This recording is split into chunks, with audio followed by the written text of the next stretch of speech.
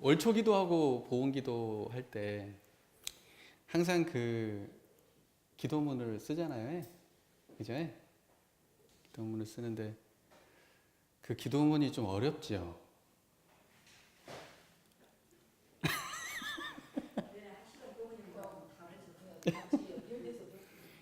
그래서 저도 사실은 이제 저는 이제 원래 기도문을 그런 식으로 쓰는데 우리 교도님들 개인적으로는 이제 뭐 자식도 이랬으면 좋겠고 남편도 이랬으면 좋겠고 뭐가 경제도 좀 이랬으면 좋겠고 마음도 좀 이랬으면 좋겠고 바라는 마음들이 다들 있으실 거 아니에요. 그쵸? 근데 그 마음도 몰라주고 기도문은 맨날 공부 이론상 이야기만 기도문에 올라오는 것이 교도님들을 좀 섭섭하지 않을까 하는 생각도 좀 들기도 했어요. 그러나 우리가 기도할 때 만나는 자리가 소원이 이루어지는 자리가 바람이 이루어지는 자리가 번뇌가 끊어지고 욕심이 끊어지고 우리의 욕망이 가라앉지 않으면 공덕이 없어요. 공덕이. 우리 교도님들 그동안 기도 오랫동안 열심히 해오셨잖아요. 기도한 대로 탁탁 되시던가요?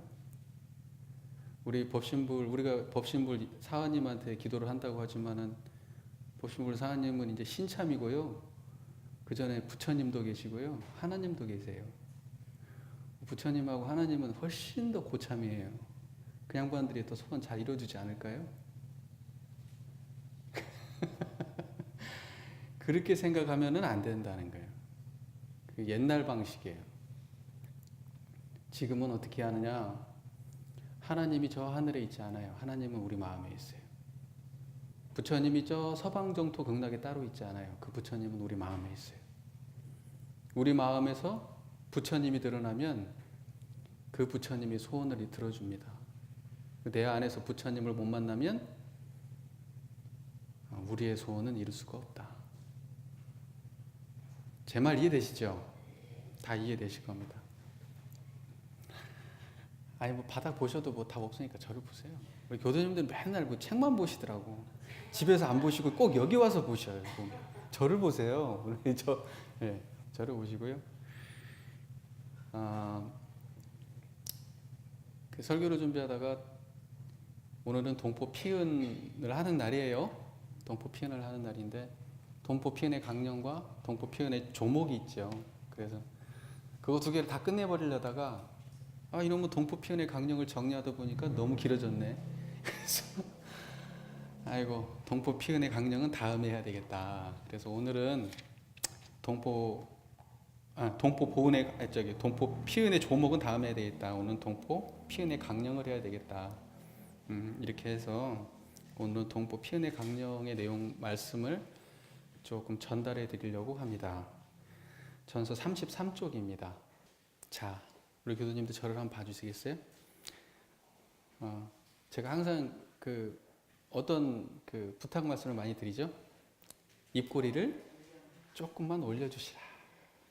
저는 우리 교도님들께 다른 부탁 잘 안 하죠? 요거 하나만 제가 딱 부탁드리잖아요. 입꼬리만 살짝 올려주시라. 그러면 충분하다. 그리고 한번 보시겠습니다. 제3절 동포은 1. 동포 피은의 강령 함께 봉독하겠습니다. 1. 동포 피은의 강령. 우리가 동포에게서 입은 은혜를 가장 쉽게 알고자 할진대 먼저 마땅히 사람도 없고 금수도 없고 초목도 없는 곳에서 나 혼자라도 살 수 있을 것인가 하고 생각해 볼 것이니 그런다면 누구나 살지 못할 것은 다 인정할 것이다. 만일 동포의 도움이 없이 동포의 의지가 없이 동포의 공급이 없이는 살 수 없다면 그같이 큰 은혜가 또 어디 있으리요. 대범 이 세상은 산업공상에 4가지 생활 강령이 있고 사람들은 그 강령 직업하에서 활동하여 각자의 소득으로 천만 물질을 서로 교환할 때에 오직 자리이타로서 서로 도움이 되고 피은이 되었나니라. 이 본문을 보면은 크게 두 단락으로 구성이 되어 있죠. 네, 본문이 크게 두 단락으로 되어 있습니다. 우리는에서 시작해가지고 또 어디 있으리요 여기까지 한 단락이고, 그다음에 대범부터 시작하고 피은이 되었나니라 이렇게 해가지고 두 단락으로 본문이 구성이 되어 있죠. 네, 그래서 첫 번째 단락을 먼저 이렇게 말씀을 드릴게요. 문장이 참 짧아요, 그렇죠? 문장이 참 짧고, 뭐 우리 교법이 대부분 다 이렇게 아주 간략하게 정리되어 있습니다. 그러나 이게 간략하게 정리되어 있다고 하는 것은 뭐냐면 해석의 폭이 어떻다? 해석의 폭이 그만큼 크다는 거예요. 그리고 담긴 의도는 그렇게 단순하지가 않다는 겁니다. 그래서 오늘 그 숨은 뜻, 이제 단지 이 글만 보고는 모르고요. 우리가 그 교법을 이해할 때는 교법의 전반적인 걸 다 봐야 돼요. 그래서 정전은 압축본이거든요. 압축본, 교전에. 이 대동사님의 가르침을 아주 압축해 놓은 거예요. 그럼 이 압축은 뭐냐면 그거에 대한 상응하는 여러 가지 설명이 있겠죠. 그러니까 교리에 대한 전반적인 이해를 가져야 이 짧은 글들이 깊이 있게 이해가 되는 겁니다. 자, 우리가라고 시작하지요. 우리가. 보면 대종사님께서 우리가라는 표현을 참 잘 쓰세요. 그렇죠? 너희가가 아니고 내가도 아니고 우리가라고 시작을 항상 이렇게 합니다. 대종사님도 당신을 포함한 거예요. 나도 피은 자고 나도 보은행을 해야 될 사람이다 라는 의미죠. 그러니까 동포라고 하는 그 의미 속에 나를 제외한 동포가 따로 있나요? 아니면 그 동포는 나를 포함한 동포인가요? 나를 포함한 동포다. 그러니까 그 의도를 잊어서는 안 된다. 이 말씀을 드리겠습니다. 그리고 두 번째 보면은 동포에게서 입은 은혜를 가장 쉽게 알고자 할진대. 대종사님은 항상 이런 표현 쓰시죠. 사언에서 가장 쉽게 알고자 할진대. 어렵게 아는 방식도 있다는 건가 봐요. 그죠? 근데 가장 쉽게 알려줘요. 누구도 천치우하오자도 다 알 수 있는 방식으로 알려줍니다. 그게 대종사님 교법의 특징이에요. 그러나 그렇게 쉬운 것도 사실 실천하기는 80살 먹은 노인도 사실은 실천하기가 어렵지요. 그래서 대종사님은 일단 알려주는 건 쉽게 하시려고 애를 쓰십니다. 그래서 동포운도 쉽게 설명해 주시죠. 왜 그러냐? 왜 그러냐? 그것은 바로 성자들의 대자 대비심이에요. 모든 중생이 다 제도 받기를 바라는 마음이죠. 그래서 가장 쉽게 알고자 할진대 하고 설명해 주시는 그 마음은 그 대자 대비심. 남녀노소 선악귀천을 막론하고 누구나 다 이 교법에 대한 이해를 가지고 보은자가 되기를 바라는 그 대자 대비심의 발로다. 이렇게 이해하시면 좋겠습니다. 그리고 넘어가면 먼저 마땅히 사람도 없고 금수도 없고 초목도 없는 곳에서 나 혼자라도 살 수 있을 것인가 하고 한번 생각해봐라. 그렇게 돼 있죠? 사람도 없고 금수도 없고 초목도 없는 곳에서 나 혼자라도 살 수 있는 것인가 한번 생각해봐라. 여기서 우리가 생각할 때에 이 문장에서는 우리가 뭘 할 수 있냐면 대종사님께서 동포에 대한 정의를 내리고 계신 거예요. 우리 동포는 뭐라고 생각합니까? 동포. 보통 우리가 그 사전적 의미로 본다면 동포라는 것은 한 형제자매가 아니라 또는 나라 또는 같은 민족의 사람을 다정하게 이르는 말이다. 이렇게 돼 있어요. 그러니까 민족이나 또는 나라 또는 형제간 이렇게 다정하게 지칭하는 말을 동포라고 그런다 그래요. 대종사님은 뭐냐면, 근데 여기는 뭐냐면 사람에 국한되어 있죠. 동포라는 단어가. 그렇죠? 동포라는 단어가 사전적 의미는요, 사람에 국한되어 있는 단어입니다. 일반적으로 쓰는 동포의 의미 속에는 금수가 들어있지 않아요. 동물이. 그리고 식물도 들어있지 않아요. 대종사님의 동포는 뭐예요? 사람뿐만이 아니라 금수와 초목도 다 동포다 이거예요. 그게 대종사님이 바라보는 동포의 개념이에요. 항상 대종사님 보면 개념 정리를 해요. 보면은 여기서 근데 동포의 개념이 정확하게 정리가 돼 있어요. 그러니까 대종사님께서는 동포를 갖다가 우리가 일반적으로 쓰는 동포의 말을 동물과 식물까지 확대해서 우리가 이해하고 계신데 그것은 왜 그렇게 될 수밖에 없느냐면 대종사님이 깨달으신 마음의 상태가 그래요. 대종사님이 깨달은 마음의 상태가 그러니까 세상이 그냥 그렇게 보이는 거예요. 대종사님은 모든 생명들을 위아래가 있다고 보나요? 위아래가 없이 평등하다고 보나요? 모든 생명을 평등하게 봐요. 동물과 사람을 근본을 평등하게 봐요. 식물과 사람의 근본을 평등하게 봅니다. 사람과 사람을 평등하게 봐요. 직업과 직업을 평등하게 봅니다. 남자와 여자를 평등하게 봐요. 인종과 인종을 평등하게 봅니다. 그게 대종사님이 그걸 깨달으셨기 때문에 그런 거예요. 동포는 대종사님이 깨달으신 그 평등하신 법신불 일원상의 자리에 드러남이기 때문에 그렇게 표현하신 거예요. 그러니까 우리가 동포원을 단지 사람이 아니라 식물과 동물까지 확대해서 받아들이시는 대종사님의 말씀, 대종사님의 이 가르치심 속에는 당신의 그 평등한 자리가 드러나서 그렇게 된 것이다라고 하는 이해를 가져야 되는 겁니다. 이해가 되세요? 이해가 되시죠? 자, 그러니까 뭐냐면요. 동물도요. 우리가 이론은 뭐라고 돼 있습니까? 우주만유의 본원이요. 이론은 우주만유의 본원이라고 돼 있죠? 아니, 우리 가장 간단하게 이론상을 정리하는 내용 중에 하나가 이론은 우주만유의 본원이요. 이렇게 돼 있잖아요. 재불재성의 시민이요. 일체 중생의 본성이요. 이렇게 돼 있잖아요. 첫 번째가 뭐예요? 우주만유의 본원이요. 사람은 우주만유에 들어가요? 안 들어가요? 들어가죠. 그러면 동물은 우주만유에 들어가요? 안 들어가요? 식물은 우주만유에 들어가요? 안 들어가요? 그러면 동물과 식물과 사람의 본원은 전부 다 뭐예요? 뭐예요? 전부 다 법신불 일원상이다는. 그러니까 그 법신불 일원상은 동물이나 식물이나 사람이나 다 같다는 거예요. 그러니까 이 한 자리가 드러난 거예요. 이 평등한 일원상의 깨침이 동물과 식물과 사람을 전부 다 분별성과 주착심이 없는 일원상의 경지로 볼 수가 있게 되는 겁니다. 이해가 되세요? 자, 그런다면 누구나 살지 못할 것은 다 인증할 것이다. 이렇게 돼 있죠. 누구나 살지 못할 것은 다 인증할 것이다. 이건 다른 말로 어떻게 표현하냐면요.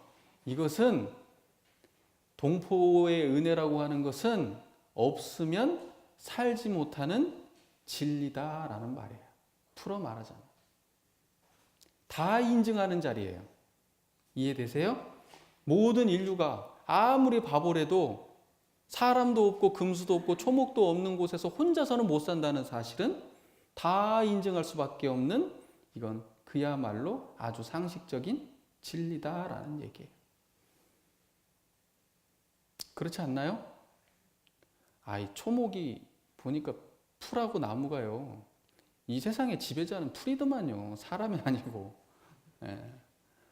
이 식물이 80몇 퍼센트, 거의 90% 가까이가 이 세상은 식물이 없고 이 지구는요. 예. 사람 다 없어져도 살아남는 게 식물이더라고요. 식물이 대단해요. 근데 또 식물은요, 또 이게 벌이나 이런 것들이 없으면 또 이게 수정이 안 돼갖고 또 굉장한 문제가 있어요. 그러니까는요, 이게 보면 굉장히 주고받는 관계예요.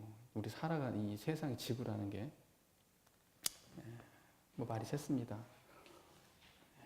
그래서 누구나 살지 못할 것은 다 인증할 것이다. 사람도 없고 금수도 없고 초목도 없는 곳에서 혼자서 생명은 없는 것이다. 그 사람 동포, 제가 동포라고 얘기하면 그건 사람과 금수와 초목을 말하는 겁니다. 그 동포라고만 이제부터 얘기할 테니까. 동포 그러면 사람만 떠올리시면 돼요, 안 돼요? 안 돼요. 동포는 이제 식물과 동물이 다 같이 떠오르셔야 돼요. 그러니까 이제 동포가 없이는 그러니까 우리는 살 수가 없다는 거예요. 결론적으로 얘기하면 혼자서는 못 산다는 거예요. 삶이라고 하는 것은 전부 다 밑에 그러면 다 바로 이제 뭐라고 돼 있어요. 이제 만일 동포의 도움이 없이, 동포의 의지가 없이, 동포의 공급이 없이는 살 수 없다면 그같이 큰 은혜가 또 어디 있어요. 그러니까 뭐냐면 구체적으로 동포는 어떤 존재냐 우리에게. 없어서는 살지 못한다고 했잖아요. 동포가 없어서는. 그럼 구체적으로 우리를 동포가 어떻게 하기 때문에 우리가 사는 것이냐? 동포의 도움으로 산다는 거예요. 동포의 의지됨으로 산다는 거예요. 동포의 공급으로 산다는 거예요. 구체적으로 표현하신 거예요. 이해가 되시죠? 왜 우리가 살 수 있냐? 동포인데 그냥 막연하게 동포가 있으니까 살고 없으니까 뭐 이런 게 아니고 구체적으로 동포의 도움과 동포의 의지와 동포의 도움으로 산다. 이렇게 정리를 내려주신 겁니다. 이 첫 번째 단락을 정리를 해드릴게요. 첫 번째 단락에서 일단은 간단하게 누구나 알 수 있도록 먼저 설명을 해주십니다. 설명을 해주시죠. 간단하게 누구나 알 수 있도록. 그래서 동포라고 하는 것은 단지 사람과의 관계, 사람과의 이 무리만을 동포라고 보지 않고 금수와 초목까지도 동포라고 본다. 근데 조금 설명을 더 드리자면 동포가 이게 한 가지 동자 쓰잖아요. 한 가지 동자를 쓰는데 이게 이제 포자는 뭐냐면 보니까 동포 사전을 찾아보니까 두 가지 의미로 해석이 되대요. 하나는 그 세포 포자, 세포 포자라고 되는데 거기 옆에 또 그 뜻이 또 다른 뜻이 뭐냐면은 일종의 우리의 자궁이에요, 자궁. 그러니까 뭐냐면 한 자궁을 타고 나온 형제를 갖다가 동포라고 볼 수 있는 거예요.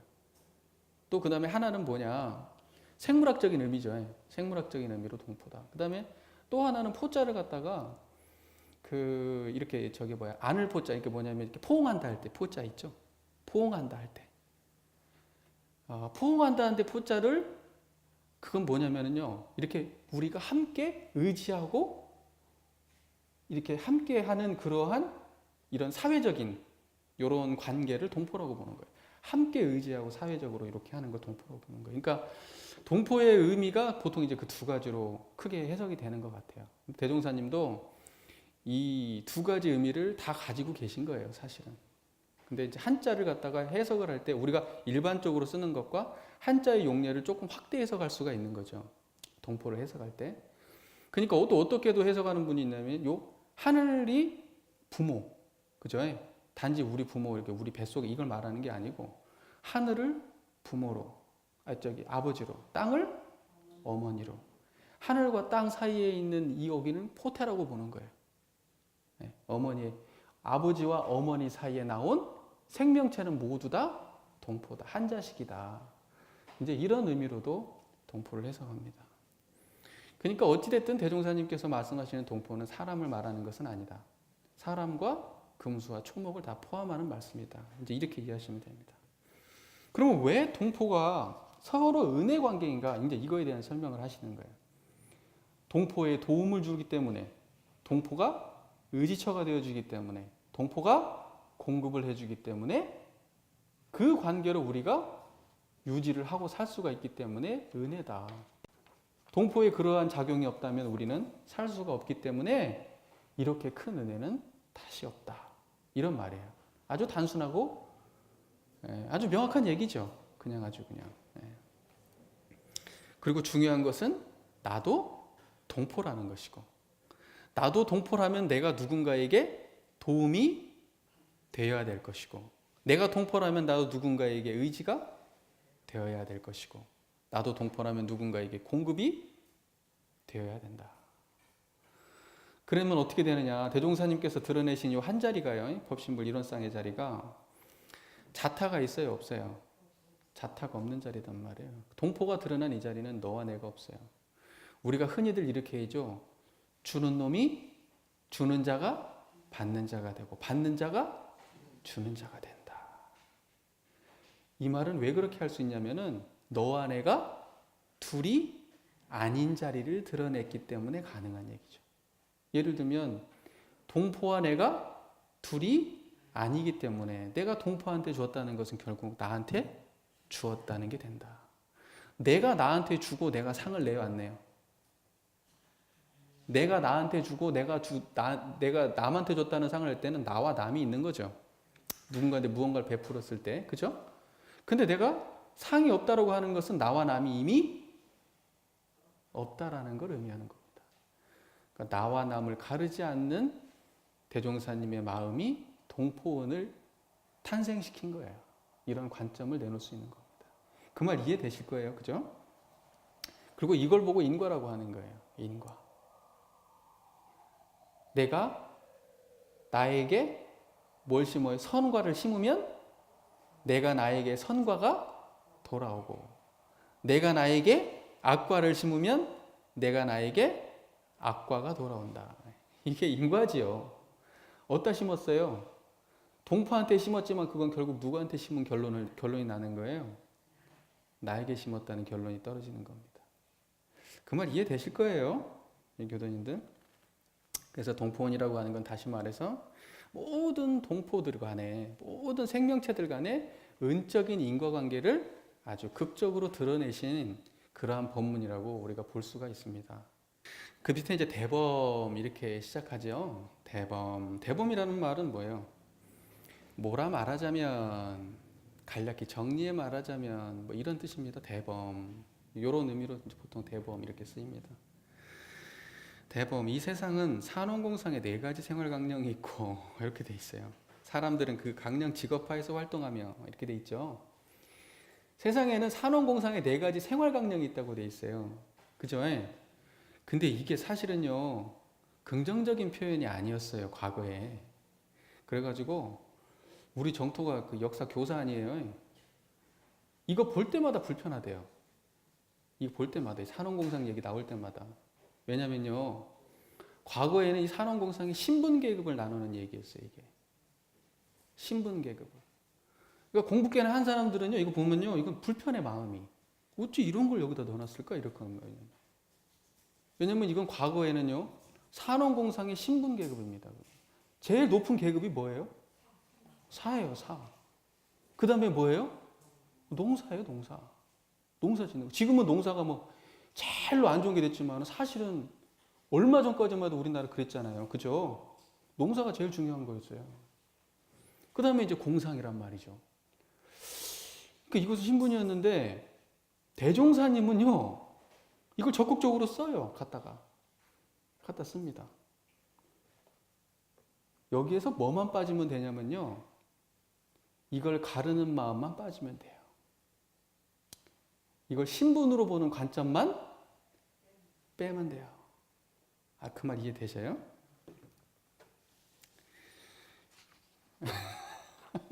과거에는 산업공상이 신분계급이었는데 대종사님은 산업공상을 드러내실 때 아까 이야기했다시피 공정한 자리에서, 그죠?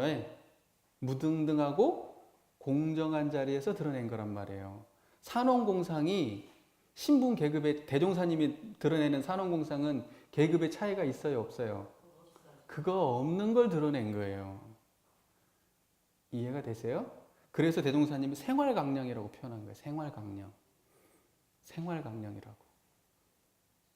이해가 되시죠? 대종사님 그 초기교 교법 보면은 굉장히 평등 사상이 굉장히 많이 강조돼 있어요. 거기에 보면은 반상의 차별 없애자고 나오잖아요. 그죠? 그거하고 연장선상에 있는 얘기예요. 양반 쌍놈은 근본이 있다 없다? 없다 하는 거예요. 근본이 없다. 그러니까 산업공상은 직업의 귀천으로 보는 것이 아니라는 겁니다. 이론상의 지극히 공정한 자리에서 드러내신 법문이에요. 우린 그렇게 이해를 해야 된다는 겁니다. 그리고 이론상의 마음으로 보면 세상 사는 모든 사람들이 다양한 직업들을 가지고 살아가고 다양한 일들을 하고 다양한 생활을 하면서 살아가지만 그 가운데에 천하고 귀하고 좋고 나쁘고 높고 낮고 이런 것은 있다 없다? 그건 없다. 그건 없다. 서로 간에서 서로가 서로에게 단지 도움으로만 존재할 뿐이다. 이겁니다.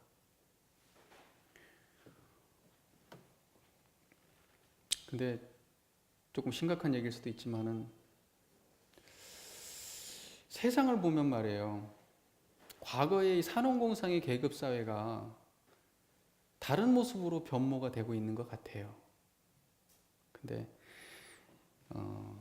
예를 들면 이제 돈을 중심으로 그렇게 됐죠. 돈을 중심으로. 물질 중에서도 돈이에요, 돈. 그렇죠? 얼굴도 돈으로 고치는 세상이니까. 돈이에요, 돈. 그러니까 뭐냐면 돈을 많이 벌면 귀한 직업. 돈을 많이 못 벌면 천한 직업. 돈을 많이 벌면 이것은 성공한 사람. 돈을 못 벌면 실패한 사람. 돈을 잘 벌면 지위가 높은 사람. 돈을 못 벌면 지위가 낮은 사람. 어떻게 세상이 그렇게 돼버렸네요. 대종사님은 산업공상의 계급을 그러한 사람들이 양반 쌍놈이 없는 모든 사람들이 평등한 세상을 만들고자 했는데 지금 우리는 물질의 노예가 돼서 아직도 그러한 세상에 살고 있네요. 대종사님, 물질의 노예가 아닌 사람들이 보면요, 세상은 평등한 거예요. 돈이 많은 사람이 여기 앞에 왔어요. 근데 내가 이 사람을 대할 때 이 사람은 돈이 너무 많아서 귀한 사람이라는 마음이 내가 없어요. 무슨 말인지 이해되세요? 모든 사람들이 그런 마음을 가지고 있어요. 그러면 이 사람은 돈에 목매지 않을 거예요, 아마. 근데 많이 가진 사람들을 우리는 존경하거든. 나도 그렇게 되고 싶거든. 나도 갖고 싶거든. 그러니까 그것이 권력이 되고 그것이 집착이 되고 그것을 유지하고자 하는 무리가 형성이 되고 사회는 또다시 공평하지 않고 심각한 그 차별의 세상으로 다시 또 흘러가는 거죠. 그게 결국은 물질의 노예 생활을 하는 사람들의 세상이라 이게 어쩔 수가 없는 겁니다. 우리가 살고 있는 세상이다.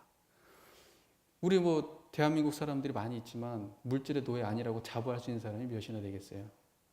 그렇죠? 여기서 물질의 노예는 굶고 거지처럼 살라 이런 말은 아닙니다. 그런 것들을 다 선용한다는 거예요. 거의 끌려다니지 않는다는 거고 물질이라는 것 자체가 사람보다 높게 취급되지 않는다는 의미예요. 지금은 돈 때문에 사람 죽이는 세상이니까. 각자 소득으로 천만 물질을 교환할 때에 대종사님께서 우리가 생활강령인 산업공상을 통해서 꾸준히 이렇게 삶을 열심히 살아가잖아요. 산업공상을 통해서. 그러면 이제 그걸 통해서 소득이 생기죠. 그러면 소득으로 우리는 또 뭘 하나요? 천만 물질을 교환하죠. 천만 물질을 교환하죠. 그죠? 그러니까 이거예요. 예를 들면 산업공상으로 뭘 얻냐면요. 산업공상을 얻는 거예요. 여기서 말씀하신 천만 물질이라고 하는 건 산업공상을 벗어난 게 아닙니다. 천만 물질을 이야기할 때는. 산업공상을 통해서 뭘 얻는다? 산업공상을 얻는 거예요. 예를 들면 이겁니다. 우리 여기 교사분들 이렇게 많이 계시잖아요. 우리 선생님 다 교사 출신이시잖아요. 교장 선생님 출신이시고. 그러면 우리 계급으로 보면 사죠, 사. 산업공상 하면 사잖아요. 사. 맞지요? 선생님 아니에요. 사단 말이에요. 그러면 그 산을 통해서 뭘 하냐 그러면은 그 수익이 생기잖아요. 수익이 생기면 그 수익으로 아무것도 안 하나요? 먹거리를 사지요. 먹거리를 사잖아요. 옷도 사지요. 옷도 사고요. 그 다음에 또 그걸로 또 교육도 받을 수도 있죠. 운전면허 시험장 가가지고 등록해야 될 거 아니에요. 자동차도 사야 되고. 그럼 뭐예요? 산업공상으로 결국은 돈을 버는 게 아니라 산업공상으로 산업공상을 사는 게 되는 거예요. 결론적으로 얘기하면. 그죠? 그러니까는 각자의 소득으로 천만 물질을 교환한다는 의미는 산업공상으로 산업공상을 교환한다. 이렇게 되는 거예요. 그 의도가. 그 말 이해되시죠? 근데 현대사회가 문제가 뭐냐면요. 산업공상 자체가 행복하면은 산업공상을 구하는 것 자체로 딱 끝나면 좋은데, 지금의 물질 문명, 돈의 세상은 어떻게 되냐면요, 산업공상을 구해서요, 산업공상을 구하는 데 그치는 게 아니라 돈을 쌓아요. 이거 이상의 가치가 뭐예요? 돈이에요. 왜냐하면 돈은 이 산업공상을 다 살 수가 있으니까. 이해되시죠? 이걸 모든 것을 가질 수 있는 핵심이 뭐예요? 돈이란 말이에요. 그러니까 산업공상을 통해서 이거 구하는 만큼의 안주할 수가 있어요, 없어요? 이거 구하는 만큼 안주할 수가 있어요, 없어요? 이거 구하는 정도로는 안주 못하는 거예요. 모든 것을 가질 수 있는 근본이 되는 돈을 더 많이 벌게 되는 겁니다. 그러면 돈을 많이 버는 목적은 뭐가 돼요? 산업공상을 구하는 게 아니라 다시 돈을 벌기 위한 거예요. 돈을 버는 목적이 산업공상을 구하기 위해서 하시나요? 돈을 벌기 위해서 하시나요? 일반 서민들은요, 우리 같은 평범한 직장 생활하고 이런 분들은요, 산업공상을 통해서 산업공상을 얻는 게 목적이에요. 그 정도 수준입니다. 그리고 조금 남는 돈을 저축해서 나중에 이제 내 병이나 또 나의 노후 문제나 이런 걸 할 수 있는 정도 수준으로 그 정도를 가져가죠. 그러니까 이 정도는 뭐냐면 산업공상을 통해서 산업공상을 얻는 보통의 사람들은 그래요. 그런데 어때요?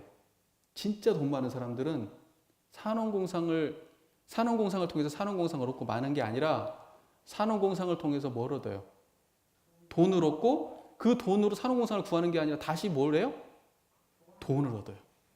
그러니까 뭐냐면 돈을 얻고 돈이 돈을 얻는다. 그 말 이해되세요? 그러니까 이걸 다른 말로 어떻게 표현하냐면 산업공상이 삶이죠. 인간의 삶. 삶이 그 자체로 목적이 아니고 삶은 돈을 벌기 위한 수단이 돼버린다. 이 말이에요. 그 말 이해되세요? 아니 우리가 직장 생활하는 게 내가 행복하게 살려고 하는 거 아니에요? 삶이 목적 아닌가요? 내가 돈을 버는 목적이 삶이 아니에요? 행복한 삶이 아니든가요? 맞지요? 행복한 삶이 목적인데요. 지금 돈의 노예들은 어떤 삶을 살고 있냐면요. 돈을 버는 목적이요. 삶이 아니고 돈이에요. 삶이 아니라고요. 삶이 아니고 돈이 목적이에요. 돈이. 끝까지 돈을 벌고 돈이 돈을 버는 시대가 되는 거예요. 지금 그래요. 지금. 예. 그리고 그 사람들도 참 딱한 사람들이에요. 제가 기도문에다가 그런 얘기 썼지만 돈이라고 하는 것은요, 우리가 사용물이지 우리가 가져갈 수 있는 내 것이 아닙니다. 내가 있다가 나에게 떠나면 그냥 나에게 그냥 머물러 있다가요, 그냥 다른 걸로 변화되든지 흘러가는 거예요. 모든 물질은 내 것이 될 수가 없습니다. 우리가 생각할 때는 사회적으로 이렇게 규정을 내 것이라고 얘기하고 하지만 내 것이 될 수 없어요. 흘러가는 물이 내 것이라고 언제부턴가 규정을 해가지고 물을 갖다 팔지만 사실은 물은 누구의 것도 아니었어요. 태초에 이러한 지배계급을 형성하기 시작할 때도 땅이 누구의 것이었나요? 어느 순간 누구의 것으로 규정이 돼서 누구의 것이 된 것이지 땅은 누구의 것도 아닌 거예요. 죽을 때도 못 가져가요. 그러니까 인류가 처음에 재산을 어떻게 만들었을까? 어떤 놈이 처음에 부자를 시작을 했을까? 생각해보면 결국은 그건 땅의 문제겠죠. 땅 따먹기 아니겠어요? 땅 가지고 시작했겠지. 거기서 이제 뭐 나오는 거 가지고, 아니 뭐 돌아다니는 짐승 잡고 이러는 거는 뭐 그런 거 갖고는 아니겠죠. 땅 같은 거 가지고 뭐 그랬겠죠. 요만큼은 내 땅이야. 뭐 심으니까 나거든. 요만큼 가지고 심으니까 더 많이 나거든. 그리고 누군가부터 거기다 깃발 꽂기 시작했겠죠. 뭐. 미국에서도 그러더만 처음에 이 사람들이 그쪽 건너가가지고 막 말 타고 달리더니 깃발 꽂으면 자기 땅 되더만요. 이게 참 웃기는 거예요. 대종사님 볼 때는 내 것, 네 것이 원래 있다 없다? 없어요. 단지 내가 살아가는 동안 사용하다 갈 뿐이에요. 사용하다 갈 뿐. 결국 사회로 다 돌아가지 내가 쥐어지고 절대 못 갑니다. 하다못해 몸도 냅두고 가잖아요. 몸도 내가 소유할 수 없어요. 몸도 버리고 가요. 몸도. 근데 뭐 때문에 그렇게 집착을 할까요? 참 그게 참 안타까운 일이죠. 이게 물질의 노예 생활을 하고 있는 참 중생들을 볼 때 대종사님이 어땠을까? 그 마음이 참 안타까우셨겠지만이 아둥바둥 저러고 사는 거 보면 각자의 소득으로 천만 물질을 교환할 때 할 때 그 천만 물질이라고 하는 것은 결국 다시 산업공상이다. 이렇게 우리가 이해하면 크게 무리가 없을 것이다. 이제 이렇게 말씀을 드립니다. 그러면 자리이타로서 그러면 이렇게 천만 물질 교환할 때 마지막에 오직 자리이타로서 서로 도움이 되고 피은이 되었나니라 이렇게 돼 있죠. 오직 자리이타로서 도움이 되고 피은이 됐다. 그러니까 물질의 노예 생활은 물질의 노예가 된 사람들은 자리이타가 돼요, 안 돼요? 자리이타가 됩니까, 안 됩니까? 안 돼요. 물질의 노예는 자리이타 못 해요. 그러니까 나도 이롭고 남도 이로운 길을 못 찾아요. 거래를 통해서요. 최대한 내가 많이 가져가야 돼요. 물질의 노예 생활은 물질의 노예들은 그러나 이 물질의 노예가 아닌 사람들은요. 공정한 겁니다. 아, 나도 이만큼이면 적당하고 저 사람도 저만큼이면 적당하겠구나. 그 마지노선이 있지만 이 탐욕은요 끝이 없어요. 이게 물질의 노예들은 지금 뭐 큰 대기업들 하는 거 보면 좀 그렇더라고요. 뭐 이제 갑질도 갑질이지만 막 그 중소기업 같은 거 막 그거 처음에는 납품받아 쓰다가요. 나중에는 그거 자기가 그냥 뺏어버려 먹어버리더만요. 아니 그거 그 사람들 좀 먹게 해주면 안 될까? 그거 그 사람들 돈 많잖아요, 그죠? 그쵸? 그러니까 그런 짓을 하는 사람들이 물질의 노예예요. 뭐 물질의 노예. 물질의 노예가 아닌 사람들은요 그렇게 안 해요. 양심상 걸려가지고. 그렇잖아요. 저 사람들이 힘들게 땀 흘렸으면 그 사람들이 그만큼의 대가를 받아야 되는데 땀 흘려 일한 그 사람들이 노력하고 한 것들을 그냥 내가 갈취한다? 이유가 뭐냐? 돈 때문 아니야. 물질 때문에 그런 거 아니에요. 아, 이게 참 안타까운 일이죠. 안타까운 일입니다. 그러니까 세상 보면은 그런 식으로 굴러가잖아요. 세상. 또 특정하게 돈을 많이 버는 직업군은 어때요? 진입로를 진입 장벽을 어때요? 자기네니까 먹고 살기 위해서 진입 장벽을 좁힙니다. 좁혀요. 예, 그래가지고 다른 사람들이 진입 많이 하면은 그게 단가가 이제 흔해지면 단가가 어떻게 돼요? 싸지잖아요. 흔해지면 단가가 싸지거든. 내 노동력이 값어치가 싸져. 그러니까는 진입 장벽을 어때요? 확 좁혀버려. 특정한 직업군들은 진입하지 못하게 만들어요. 그래가지고 소수의 사람들이 재화를 공유합니다. 자기네들끼리. 아, 이런 참 안타까운 현실이. 대종사님은 어땠을까요? 산업공상이 기본적으로 어떻다는 얘기예요? 평등하다고 본 거예요. 거기에는 위아래가 있다 없다? 없다는 거예요. 똑같이 노력했어. 이 사람은 머리가 좋고 이 사람은 몸이 좋아. 그래서 이 사람은 농사를 졌어. 이 사람은 공부를 열심히 했어. 그럼 이 사람과 이 사람의 가치가 다르다? 같다?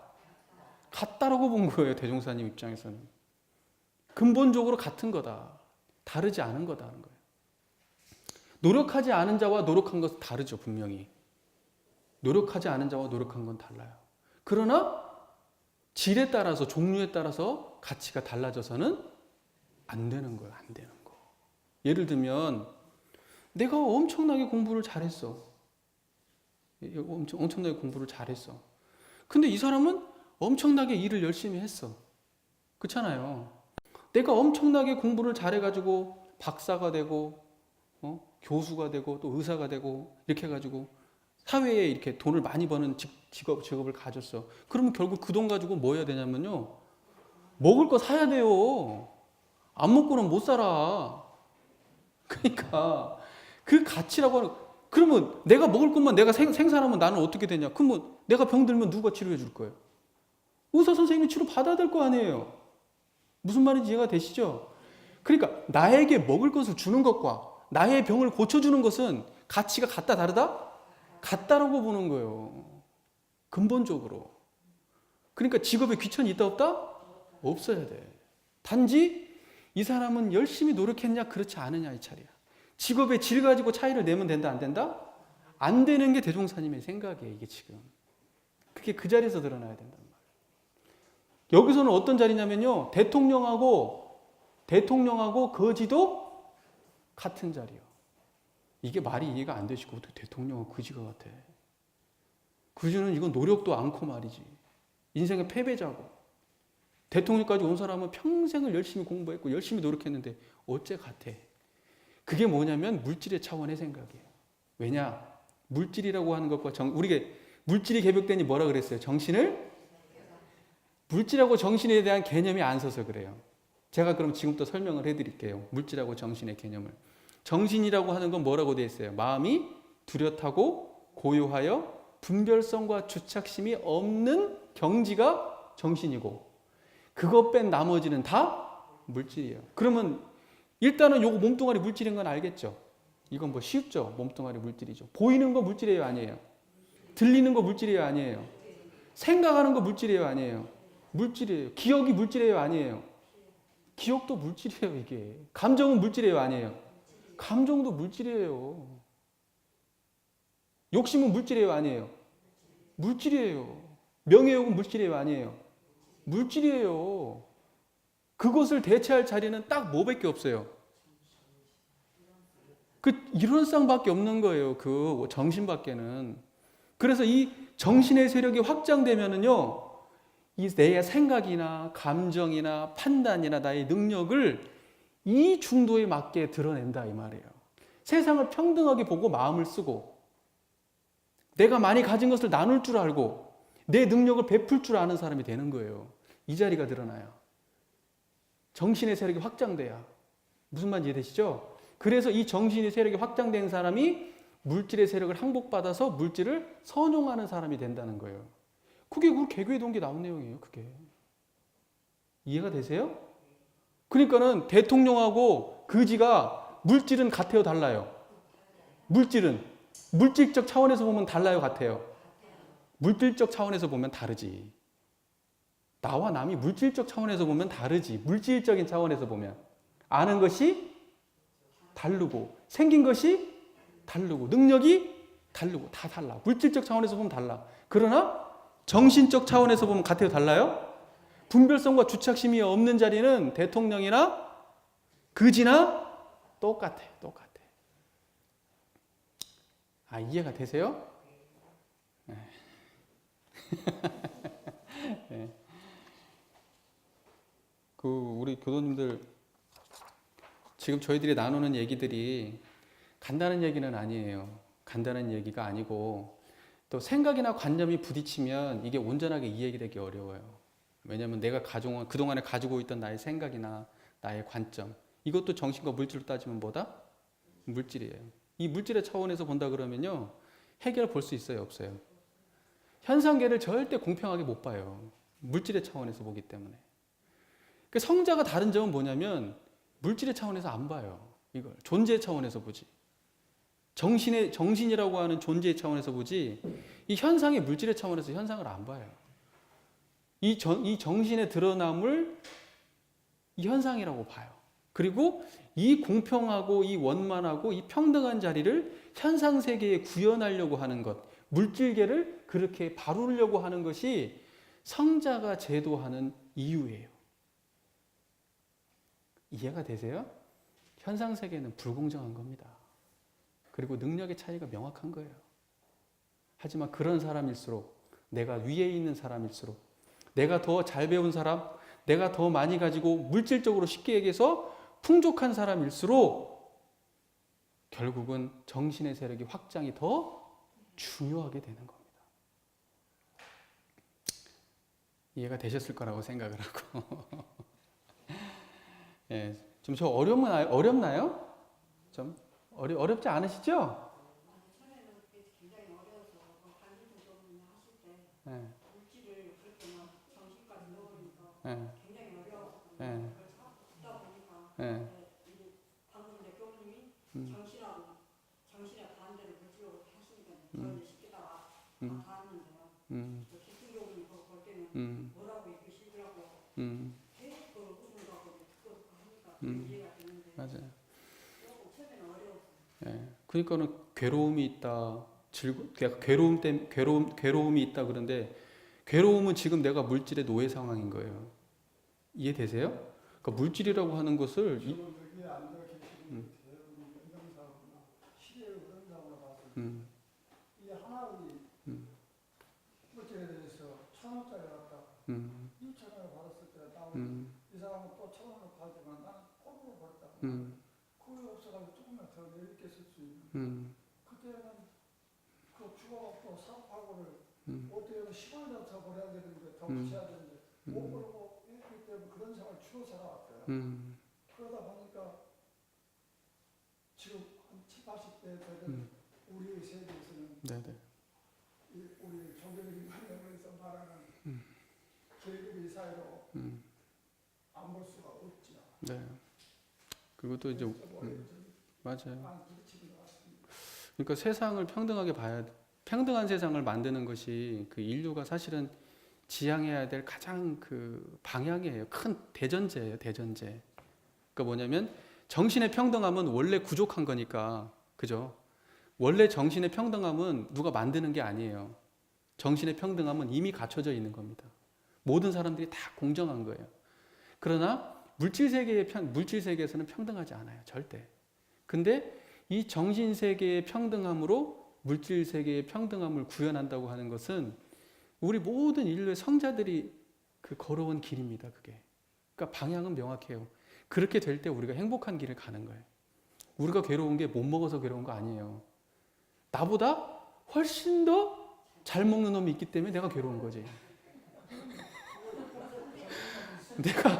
내가 차가 없어서 괴로운 게 아니고 나는 지금 저 프라이드를 몰고 다니는데 05년식 녹슨 프라이드를 몰고 다니는데 어떤 사람은 그냥 엄청 비싼 차를 그냥 몰고 다니고 그러다 사고가 나면 돈 많은 사람들은 그것 조금 기스나고 말지만 없는 사람은 집을 다 탕진해야 되는 상황에 발생하는 현실이 너무나 안타까운 거죠, 이게.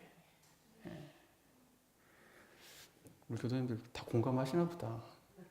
그죠? 그러니까 물질하고 정신 구분되셨어요? 물질하고 정신? 그러니까 정신이 결혼이 빨리 안 온다고 말해요. 그렇죠. 네, 맞아요. 맞아요. 그러니까는 물질이 개벽된다고 하는 것은 대종사님께서 말씀하시는 것은 이 막 AI가 발달하고 비행기가 예전보다 더 빨리 날고 차가 더 좋아지고 이런 것을 뿐만이 아니고 그것뿐만이 아니고 감정적으로도 훨씬 더 다양하고 우리가 추구하는 이상이나 공부한 학식이나 이런 모든 거 있죠. 이런 모든 것들도 함께 그거에 따라서 엄청나게 업그레이드가 되는 거예요. 사람들의 사고 수준도 굉장히 업그레이드. 이것도 사고도 뭐라고 그랬어요? 물질이라고 그랬죠? 이게 바로 물질의 개벽이라는 거예요. 물질의 개벽이라는 게 요것이 그냥 이런 게 집이 좋은 건물을 지을 수 있는 기술이 이걸 말하는 게 아니고요. 이해되시죠? 그거 포함해서 우리의 마음에 감정적인 거나 지식적인 거나 사고적인 것도 전부 다 물질의 세력이에요. 물질의 세력. 이해가 되시죠? 그럼 내가 지금 화가 났어. 그러면 내가 지금 어떻게 물질의 노예가 된 거지. 내가 지금 슬퍼. 그럼 물질의 노예야. 그리고 내가 내 판단에 집착돼가지고 다른 판단을 못 받아들여. 그것도 물질의 노예야. 내가 내 자식에 대해서 판단이 딱 있어갖고 내 자식이 내 마음대로 안 되니까 내가 괴로워. 그러면 물질의 노예. 이해가 되시죠? 물질은 노예가 나올 그저께 부딪힌 일 때문에 제가 말씀드리는 겁니다. 네. 갑자기 나는 정상적으로 이렇게 해서 아무런 평범한 똑같은 세계에서 이렇게 이야기를 하는데 네. 갑질을 하고자 하는 사람은 네. 못맞다 이 사람. 네. 왜 늙은이가 네. 그런 생각을 갖냐 하는 식이에요. 네. 현 세대에 대해서 왜 죽는 세대도 모르고 그런 늙어빠진 옛날 시대의 이야기를 하냐 말을 하냐 처음부터 나가는 그러니까 뭐냐면요. 대종사님의 의도는 뭐냐면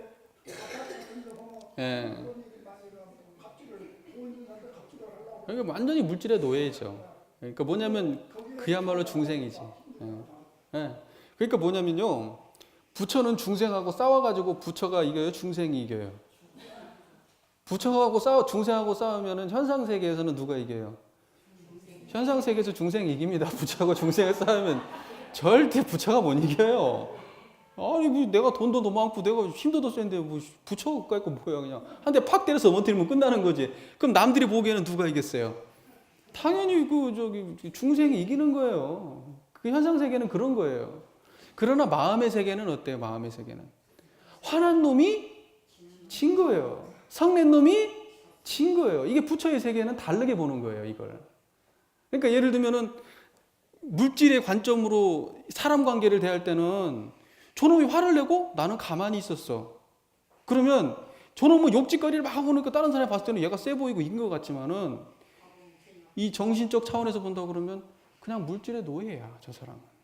자기 관념과 자기 감정과 자기 생각과 판단의 노예고 나는 그걸로부터 초연한 사람이야.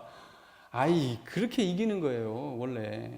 그러니까는 대종사님이 물질이 개벽되니 물질을 파괴하자가 아니고 물질이 개벽되니 정신을 개벽하자는 건데 정신을 개벽해서 뭐 하자는 거냐? 이 물질 세계를 제대로 굴리자는 거예요. 이 물질 세계를 제대로 잘 굴리자라는 거지 물질 세계를 과거로 돌아가자는 게 아니요. 산업시대 이전에 농업시대로 돌아가자는 게 아니고 이 찬란한 물질 문명 시대를 제대로 구현하자. 제대로 구현하자. 이게 대종사님 생각이에요. 아, 이해되시죠? 예. 많이 길어졌습니다. 이걸로 마치겠습니다. 감사합니다.